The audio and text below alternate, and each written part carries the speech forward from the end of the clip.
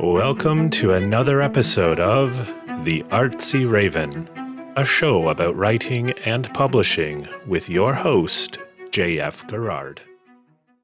Hi, this is your host, Jeff Garrard. Our new webpage, artsyraven.com/free is up, featuring free book giveaways. We'll be giving out an ebook copy of Somewhere in Nowhere. Please enter by May 8th.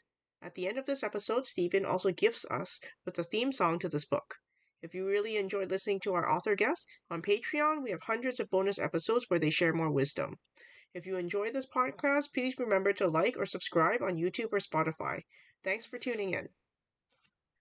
Welcome to another episode of the Artsy Raven. Today, our special guest is Stephen Gellman. Hello. Hello.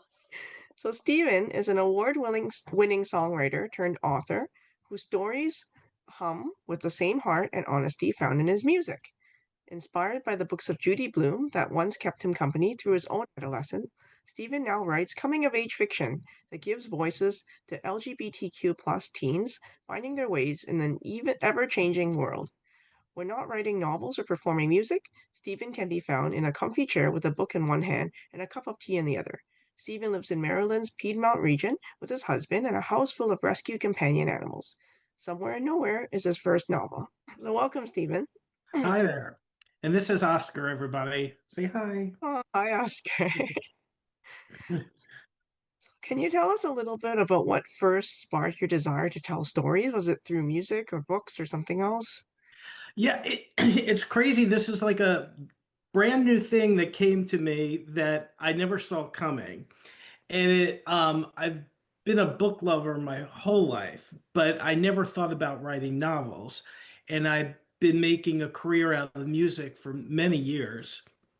And I was at a book festival in Maryland, and I was walking around, and there was this booth called the Writers Center. And I was looking at it going, I wonder what that is. And they saw me looking inquisitively. So they're like, come on over, come on over. And they're like, do you write books? And I'm like, no, no, I just a book lover. And they said, well, what do you do? I said, I'm a singer-songwriter. And they're like, and I'm like, what? What? They're like, it's in your title. And I'm like, oh, it is, writer. Oh, I never made the connection. And I was like, okay, yeah, maybe I will someday. And then when COVID hit and I lost all my work as a musician, I was sitting in bed and I was just like, now would be a good time to write that book.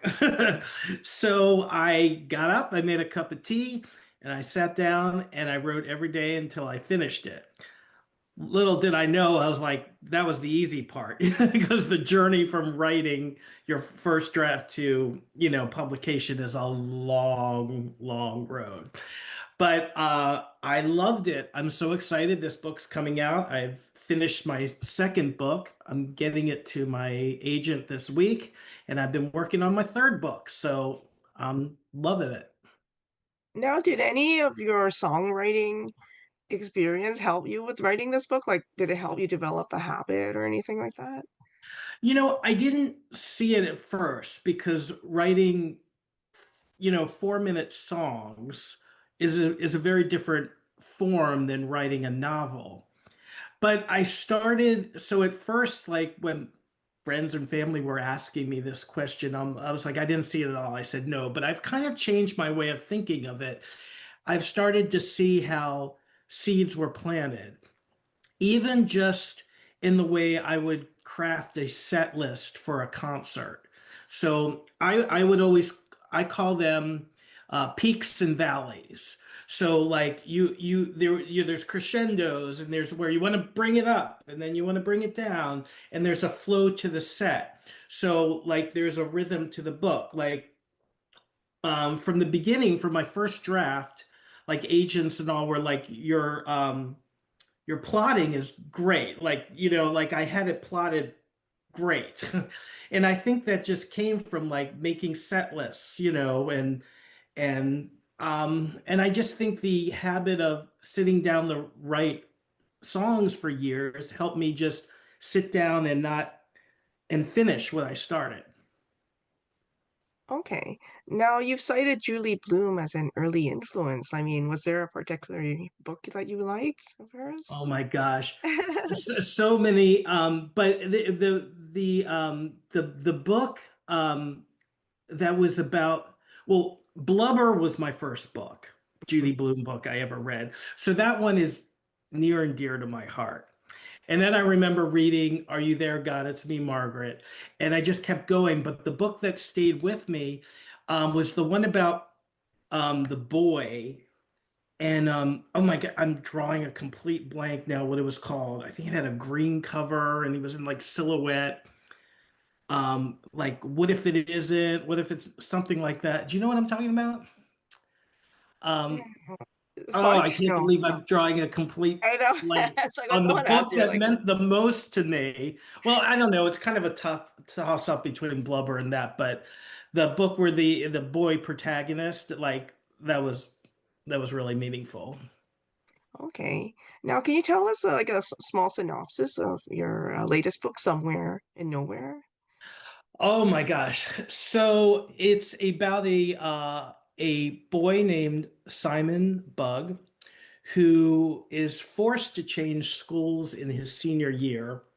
You know, no kid wants to have to move Mm-hmm. schools in your senior year, but his mom gets a new job, and so they have to move. It's about an hour away. So he hasn't changed states, you know, he can still see his friends and stuff, but it's not the same. He has to go to a brand new school and he's dealing with some stuff, some heavy stuff, and so that he's learning to accept himself, and he's learning he's got an issue at every night at 11:22 p.m. exactly. He has a panic attack, and he wonders why at 11:22 every single night this comes on and it keeps getting worse and worse and it finally comes to a conclusion. Okay. So your novel blends humor, anxiety, queerness, and mental health. Like, did you find it difficult to balance the heaviness of these subjects and the emotional weight along with lightness in the novel? You know, this actually came really easy to me. Um, like I had a very clear vision of the type of book I wanted to write, and I've just stayed with that. Like I said, I finished my second book. I'm in my third book now, and I think it's because what I love to read, I love dark meets light. So there's heavy topics, but you will also laugh. And there was also light. So I love things where you're laughing one minute and crying the next minute. So, you know, this book gives you all the feels. You go through all the emotions. Now, obviously, when you write, you have a chance to pick the gender and sex of the characters. I mean, was it important for you to explore identity through the lens of LGBTQ plus and Jewish experiences? Yeah, so you know, as I after I wrote this book, I just wanted to learn as much as I can. So I learned, and it just made a lot of sense to me to frame the protagonist in the book after what you know for an own experience. So I am a gay, you know, Jewish man. Mm-hmm. So to me, I was like, okay, I'm making the protagonist a gay Jewish man. But it was also incredibly important to me to have a very diverse set of characters through my books of different races, you know, different religions, different and so, you know, that was one of my goals. And but from what I learned, and it just made sense, I like this, you've probably heard that term own voices. You know, I wanted to write an authentic experience. So it's a fictional story, but some of the things that Simon goes through were pulled, you know, from real life experience that I just put on to the page into this fictional story. Okay, could you give us an example of one experience? Yes, the anxiety and panic disorder. Oh no. Yes. So That's really what drove the book because um, I was literally I've been dealing with it on and off since I turned 21. And first time I ever had a panic attack was on my 21st birthday at a TGI Fridays. Oh. Or yeah, of course I had no clue what that was. So I dealt with it on and off throughout my whole life. It would go years and years without any issues and then it'd come back. But the worst episodes I ever had was when I started writing this book. So I couldn't sleep at night and I was up all night with panic attacks. And so the nights were really hard, like really hard. But I would get up, in the morning, get out of bed, and I would sit down and I could write what I went through. Hmm. I put it into a fictional character, a fictional story, but the anxiety and the panic, that was literally what I went through. So that was easy. It's almost like if you were journaling after having, a panic attack and you Hmm. wrote about it. So I was able to just, instead of journaling, I turned it into a story.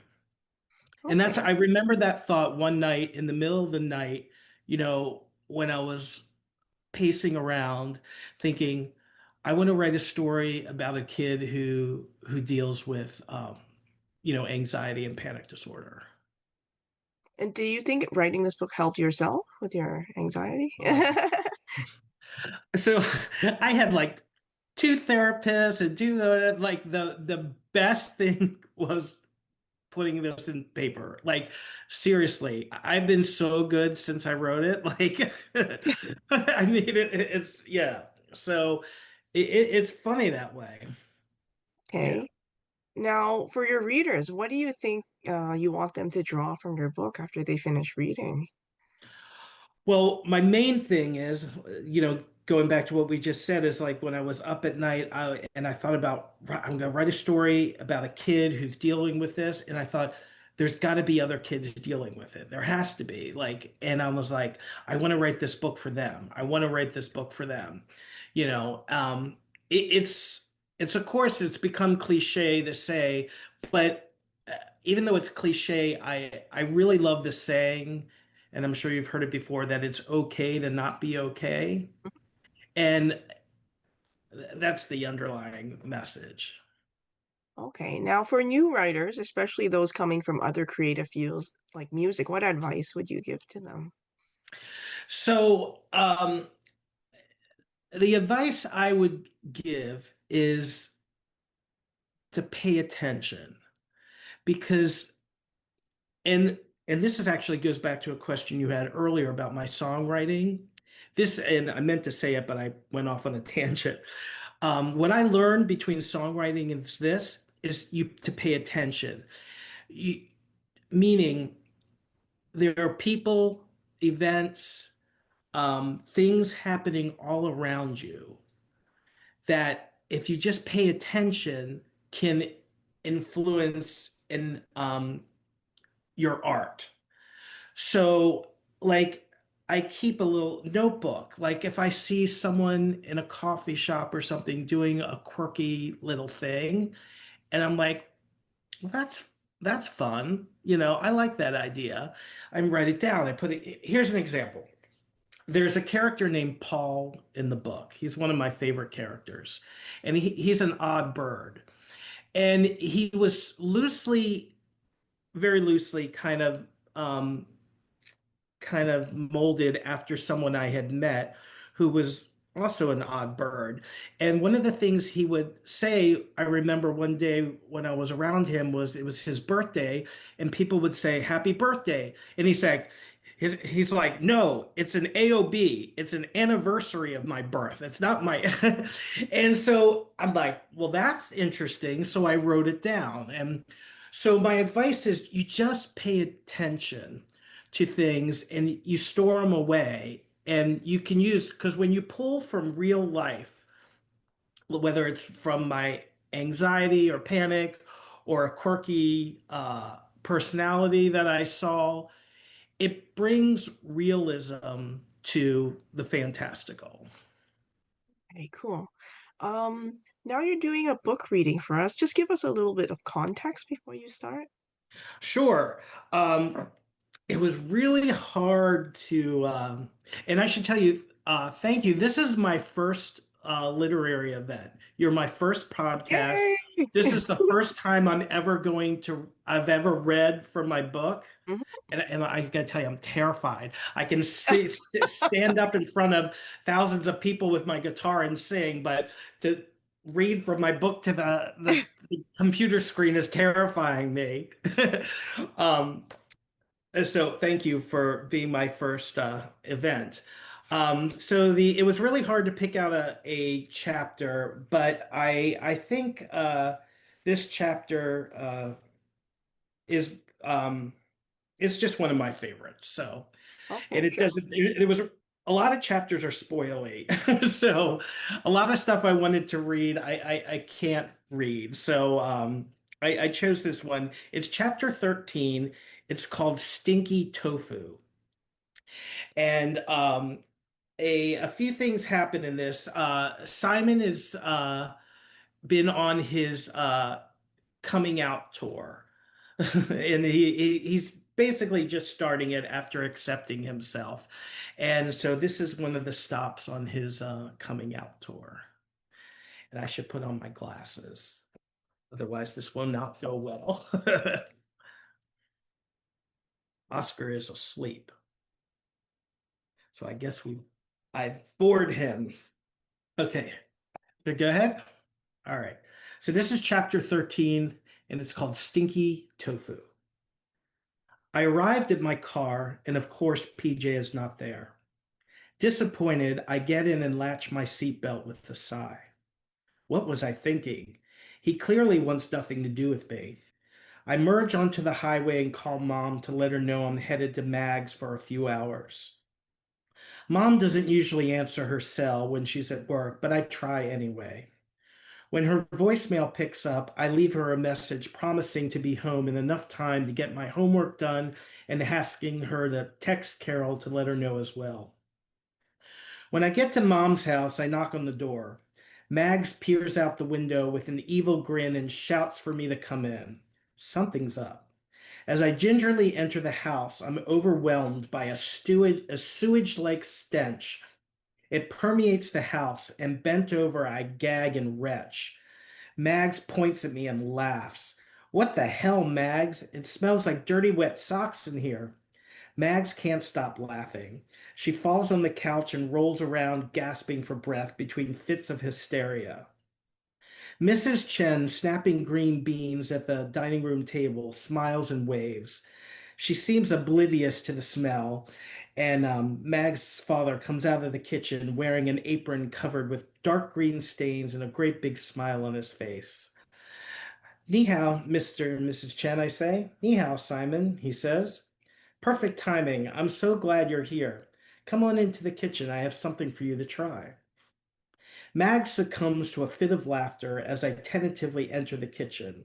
The stench intensifies. A plastic bucket on the floor is filled with bubbling, moss covered liquid. There's something or some things floating in the liquid, but I can't make out what they are. Is this what's living in my stomach and causing me so much trouble? Mr. Chen has something deep frying on the stove.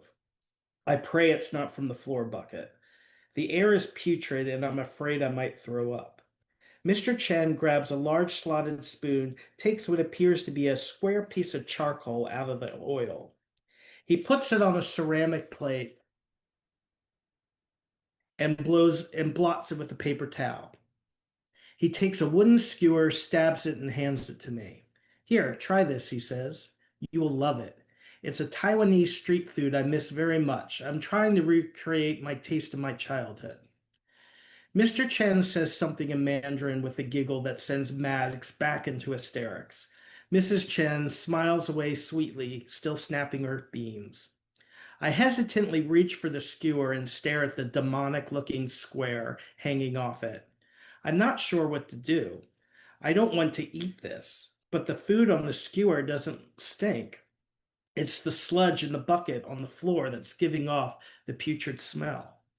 I cautiously take a small bite. It tastes a bit like tofu, but the flavor and texture and color are different from what I'm used to.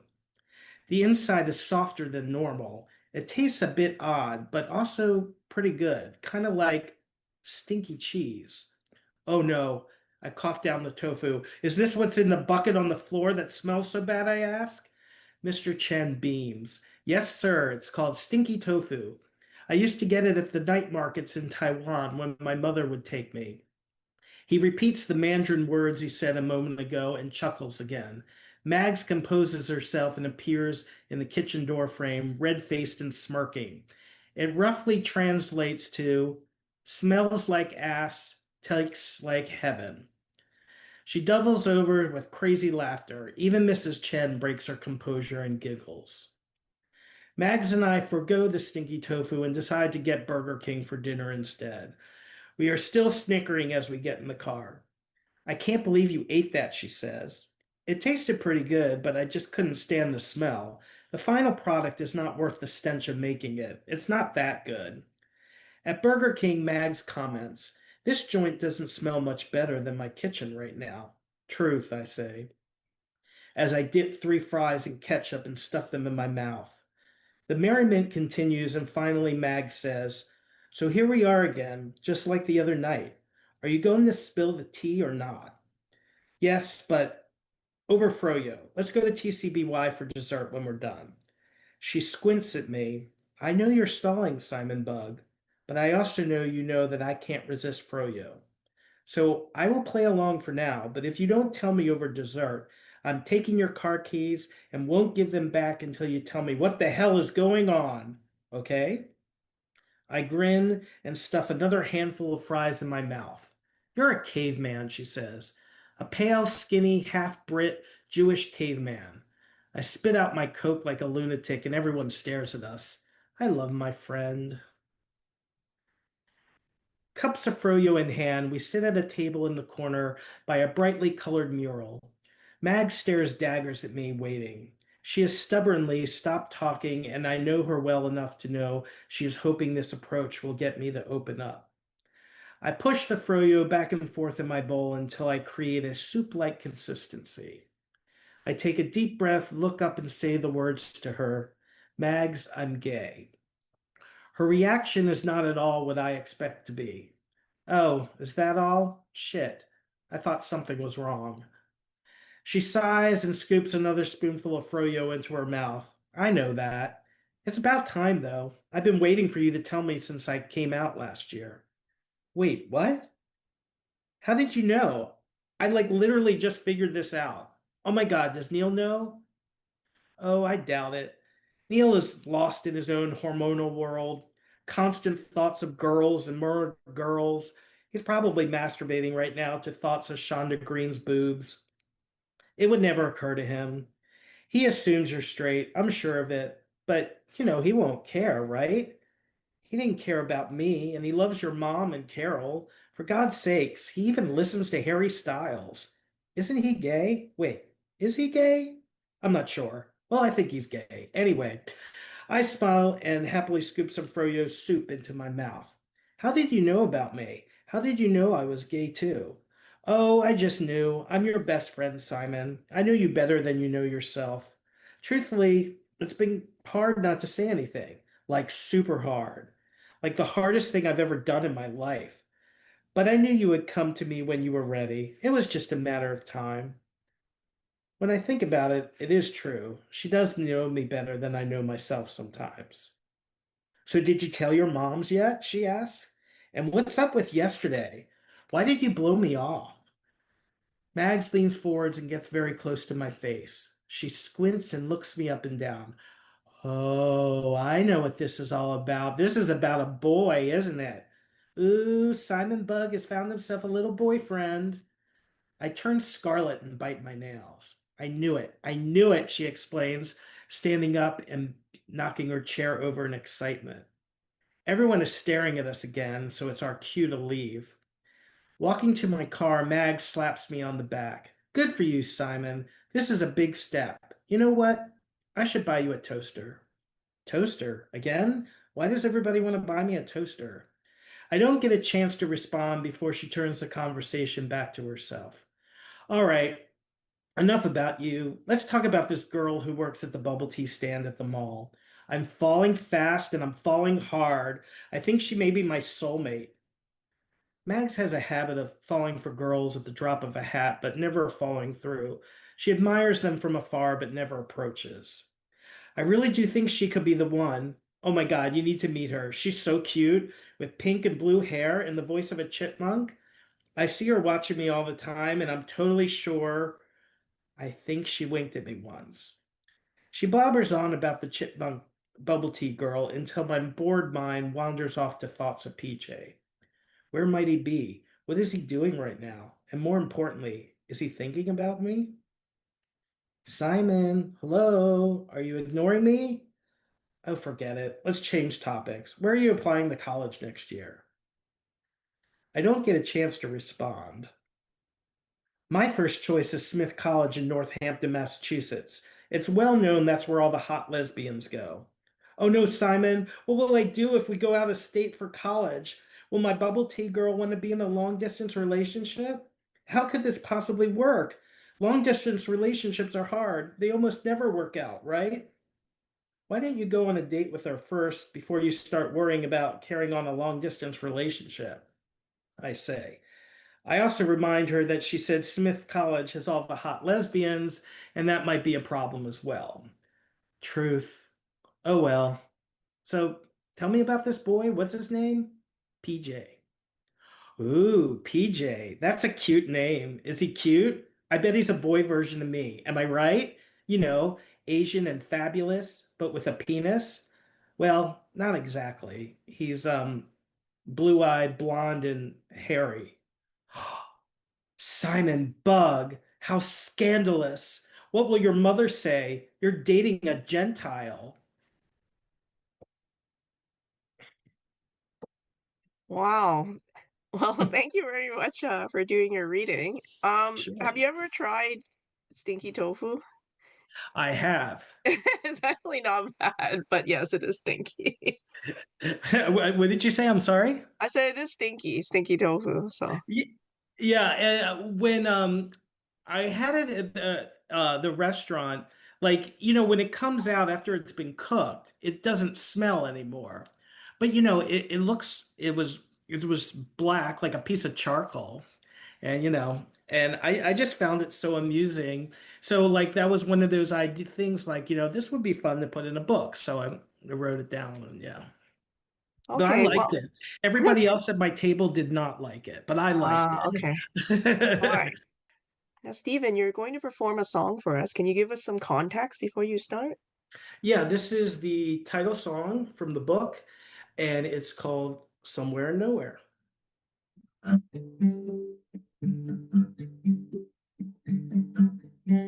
don't know why I get lonely. I don't know why I get sad.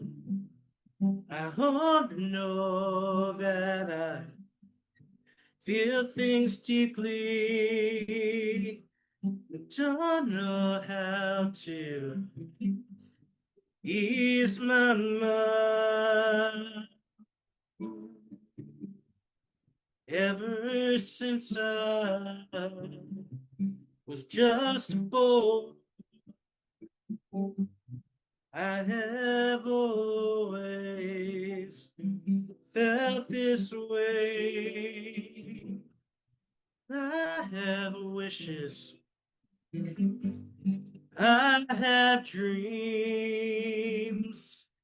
not long for so many, oh, so many things.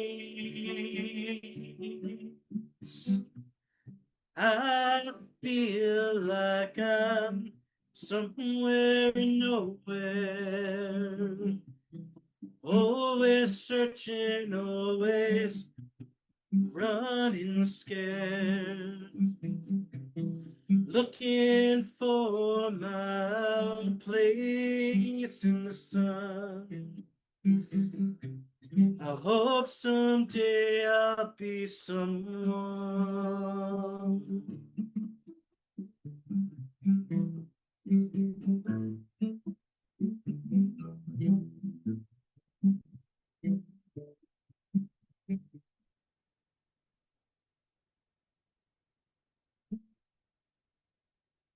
Today I sit looking out this window. There is a hard rain pouring down. The thunder, it growls at me, and within an instant, the thunder is gone. And I'm left here feeling empty, all alone within these four walls. The silence so loud that it's deafening. My heart so choked beyond repair. I feel like I'm somewhere in nowhere, always searching, always running scared, looking for my place in the sun. I hope someday I'll be someone.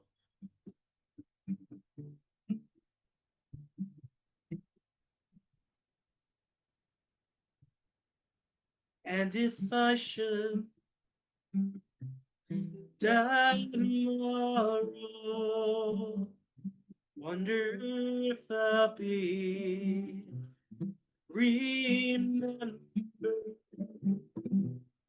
And will anybody sing this song?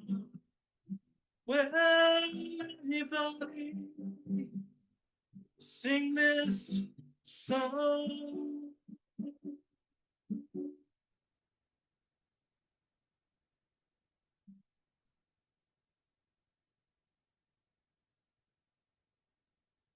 Well, thank you very much for your song. Sure, thank you. Thank you for having me. Thank you for letting me sing. Well, good luck with Oscar, everything. thank you for having him too. Bye, Oscar.